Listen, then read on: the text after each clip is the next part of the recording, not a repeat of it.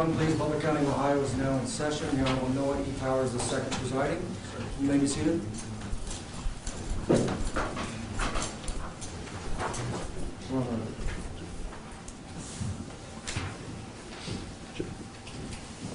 On the record, counsel. On the record. Good afternoon, Your Honor. Morning, Mr. Moser. Or afternoon, Mr. Moser. Go State ahead. of Ohio versus Brittany Gosney, case number CR 21030273. And State of Ohio versus James Hamilton, case number CR 21030274. We're going to arraign these separately. Okay, well, we will start then with State of Ohio versus Brittany Gosney. Defendant is present in the courtroom along with her attorney David Washington, Kelly Hiley, and Michael Moser on behalf of the state. Very well, thank you. And Mr. Washington's here representing Ms. Gosney. I am, Judge. And how do you wish to proceed with respect to this arraignment, Mr. Washington? Your Honor, at this time, we're going to enter a plea of not guilty. We're going to waive reading, waive the 24-hour period, and any defect with regard to service. She has received a copy of the indictment greater than 24 hours prior to this hearing.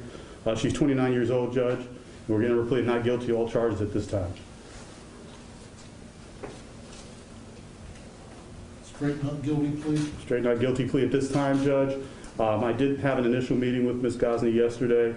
I'm going to meet with her again probably tomorrow.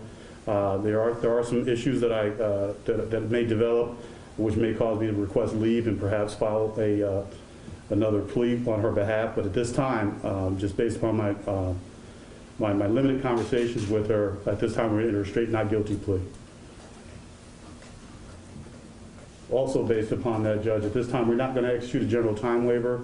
However, that doesn't preclude us from doing that in the future.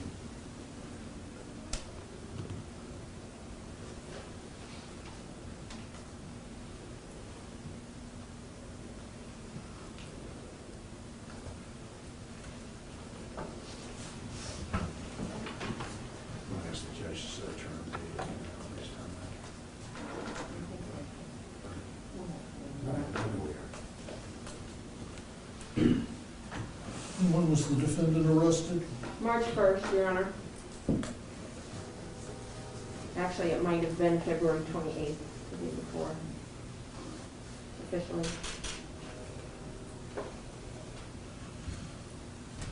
Based on that, when do we have to try this case by? Speedy trial date?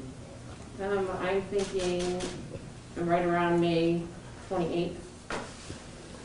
Your Honor, if it gives the court any, I would ask the court to consider just having us come back in a couple of weeks. I don't know. I don't think speedy trial is going to be an issue in this case.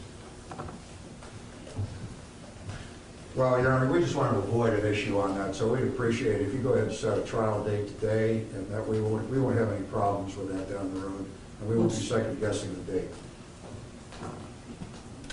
What's the anticipated time for trial? The time that it would take? Yes.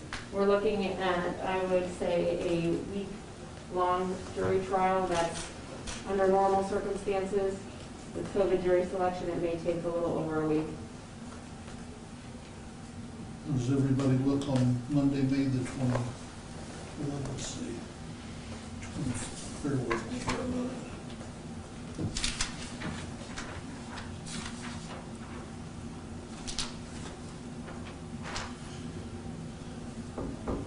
May the 24th. That's fine. That's fine.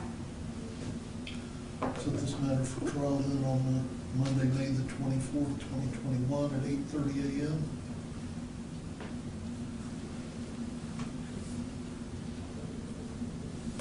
Would you like to have a final or a pre-trial between these times?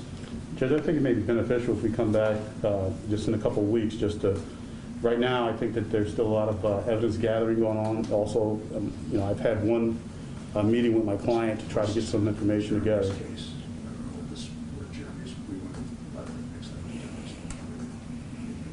Also, with regard to co-defendants, I know that there have been some statements. I haven't read or received any of them, obviously, so I'm not sure if there's going to be an issue regarding trying I don't think that these two individuals can be tried together.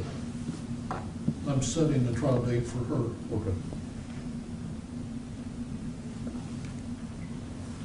About March 22nd. 8:30. That's a Monday. Okay, that's what I was going to ask, Judge. You said March 22nd, Judge? Yes, it'll be 2 weeks from today, At what time? 8:30 a.m. That'd be perfect, Judge. Thank you. That's fine, Your Honor. Anything else we need to discuss at this time? There's no No. bond in this plan, I was under the impression the bond had been set at $2 million. It was set at the lower court, but that case would be dismissed All right, very today. well. Judge, with regard to bond, obviously, this is, the allegations are very serious. We recognize that. She's 29 years old. She has no prior contact, no prior record. We ask the court to set a bond that's reasonable. Prosecution wishes to be heard. We thought the bond that's set earlier, Your Honor, was reasonable, or it wouldn't have been set at $2 million. We're satisfied with that. Continuing.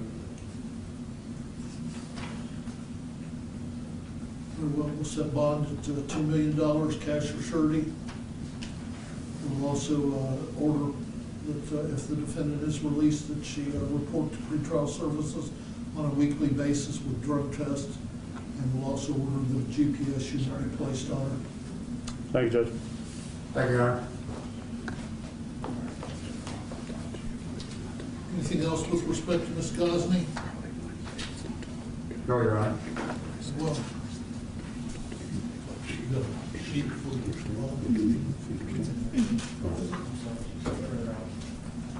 See it, I think.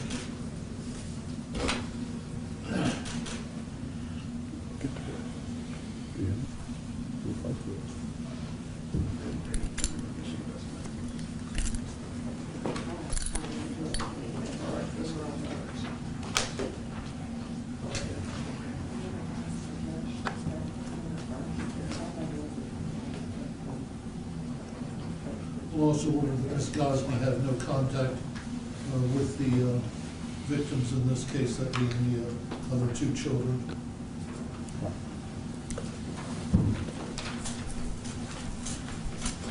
Here's the sheet for you.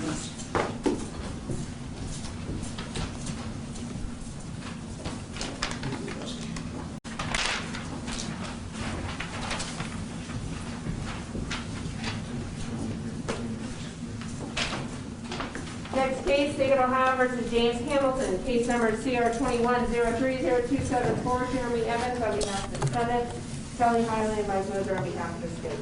Set today for arraignment. Here we go.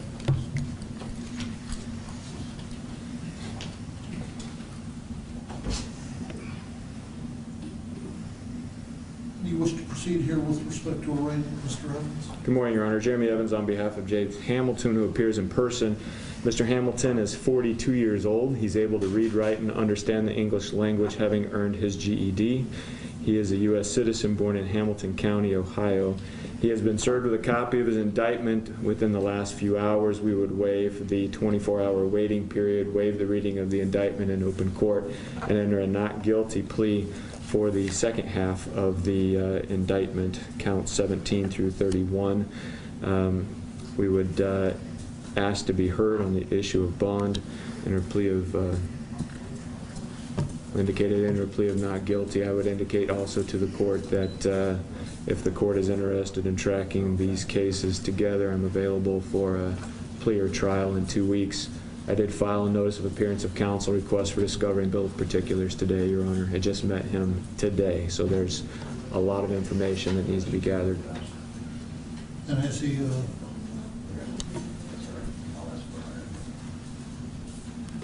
waived the speedy trial? No, Your Honor. Right. Was he arrested on the same date? Yes, he was. 90 days is calculated at May 28th. If the 28th of February was the date of arrest, Your Honor.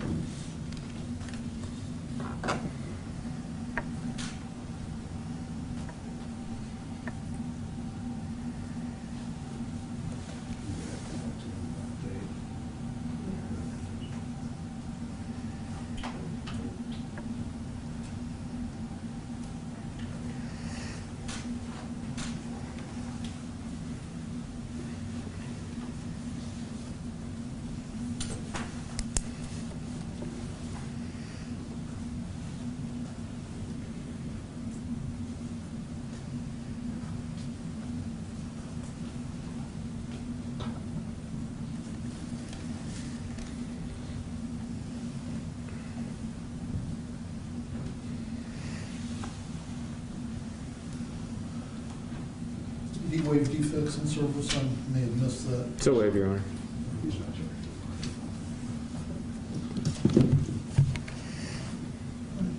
You wish to be heard on bond? Yes, Your Honor. Proceed. Thank you. Understanding that these co-defendants are charged for a course of conduct alleged to have been enacted together, I would indicate to the court under the criminal rules, he is not charged with murder or felony of the first degree, although his charges are serious. Would indicate to the court that he has been a resident of Butler County for the last 9 years or so. He indicates to me that although he does have some prior felony history, it has been since about 2007 that he's had any contact with the court on a felony level. He's not on any probation, parole, post-release control, reporting to any other courts at this time. He is an electrician, has been employed through the same company for about 7 years. Would indicate to the court that he has no source of income, obviously, while he's incarcerated. And as the rules anticipate the court considering a bond, that would be something that he would potentially be able to meet on anything other than a murder or felony of the first degree. We would ask the court to consider setting bond significantly lower than the co-defendant, given the charges in this matter. State wish to be heard?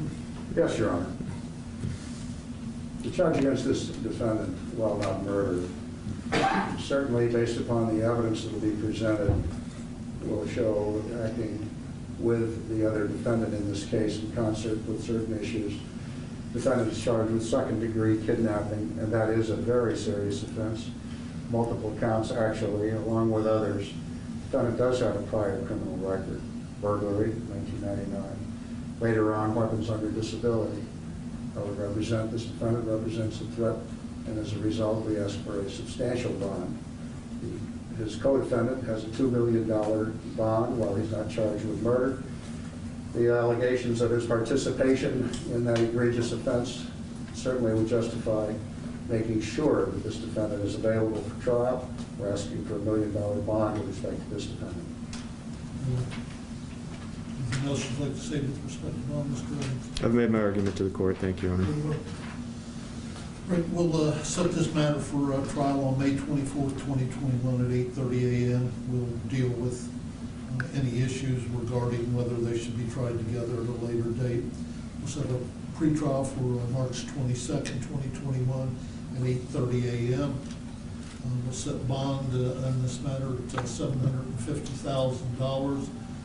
We'll order that the defendant be placed under if he's released, be placed under the custody of pretrial services with an order to report weekly. He'll be placed on a GPS unit with random drug screens. He's to have no contact with the alleged victims, and he assumes the obligation of determining the date, time, and place of all subsequent appearances, and to maintain contact with Mr. Evans. Respond immediately to all calls from Mr. Evans, and not to change his address or telephone numbers without advising Mr. Evans. Anything else?